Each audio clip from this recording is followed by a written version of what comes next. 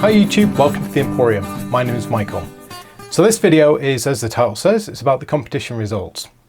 It has taken me some time to actually come to a decision, so I apologize for the wait. It was actually tougher to decide than I thought. So the competition winner is Canuck Karoo, and he suggested keeping my original The Emporium name, and that's kind of what I decided. The reasons behind that is a lot of the names that came up, although very, very good, really didn't capture the essence of what the channel's about. You know, I'm not really a bushcrafter. You know, I have lots of interest, and the channel is more than just being outside and enjoying the wilderness. You know, I do a lot of other projects as well. I think I would mislead people if I had the word bushcraft or whatever within the title. So that's what I've decided to do. So Canuck Karoo, if you'd like to send me a direct message through YouTube from your account with your email address, and I'll make the arrangements to send you that Amazon gift card for $75. So I'd like to say thank you to all the people that did submit a suggestion for the new channel. They're all very good and some very amusing. And it was actually great just for me to go through and actually sit and read them all and give me all those great ideas. So the next thing I'd like to say is thank you to Survival Russia and Lars, and his shout out from his channel for other people to come and have a look and see what we're doing here at the Emporium. And welcome to all the new subscribers. I think we jumped up by 700 or 800 over the last 28 days. So if you are new to the channel, welcome, and I hope you like what you see, and I hope that you'll like what we do in the future. So after my last camp in the Big Cabela's Bighorn 3, I've decided to kind of downsize my winter camping equipment. And I have two ideas that I'd like to float past you guys and give me your feedback, your thoughts. So what I'd like to do is probably purchase a new tent. So there's two kind of tents that I've been looking at. One is the Snow Trekker, and it's probably the EXP short wall on one side, and the Seek Outside 4-man teepee tent. The two tents are very, very different. One is obviously a canvas wall type of tent. One is an ultralight teepee. And the pros and cons are different types. Both would be a hot tent type of setup, so I'll still retain the stove, but I think it's just going to be easier for me and Esme to get out, get set up. It's not going to be such a trauma. Even drying a large tent when it does get wet or full of snow becomes a problem. I do have a large garage, so it's not too bad, but after you come back for your camping trip, you've got to spend another couple of days actually getting your equipment back into storage again. So I really want to reduce the amount of time I spend on my equipment and more of the time enjoying the outdoors and getting things done I want to get done. So let me know in the comments which one you would recommend and which one you would choose. They're more or less about the same budget, I think, more or less, give or take. And I'm probably going to go ahead and build my own wood stove, just like I did in the previous wood tent. I have some different designs. I'd like to try some lighter weight, smaller stoves to suit the smaller tent. But let me know what you think. Which would you choose and why? It'd be very interesting to hear your thoughts down in the comments. So I'd like to update you on 3 projects that I'm currently working on that you might find of interest.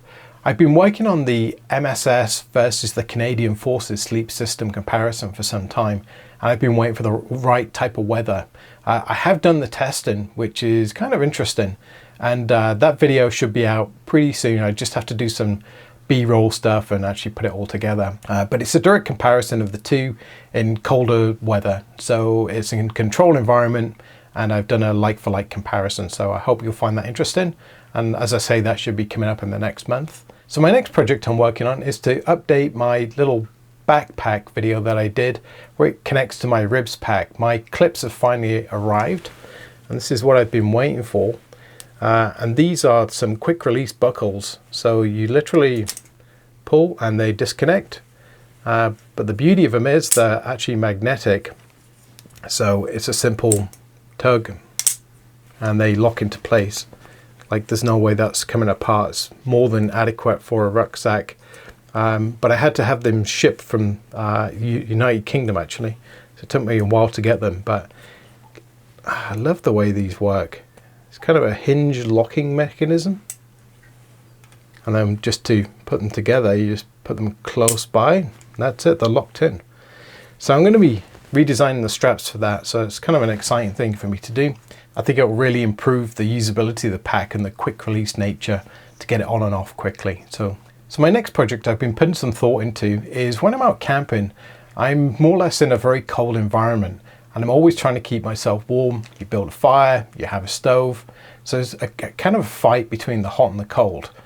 And the electronic equipment that I have with me doesn't really like that at all.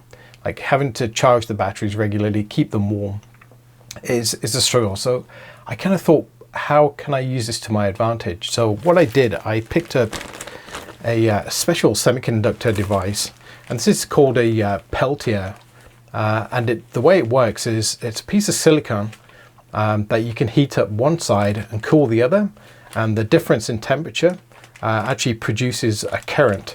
And now this is a 90-watt version, which I doubt I get 90 watts. But the ideal temperature differential between the two sides, the hot and the cold side, is about 70 degrees, which in a cold environment where I camp, that's not too bad to get. It's actually quite easy.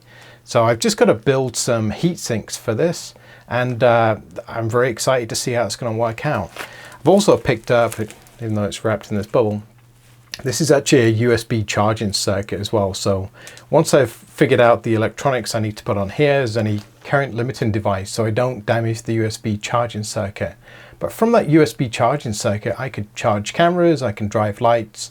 There's lots of things I can actually do with that. So kind of interesting to see how that's going to work out. I don't want to rattle on for too long because I know these videos can get a little bit dry after a while when it's just talking.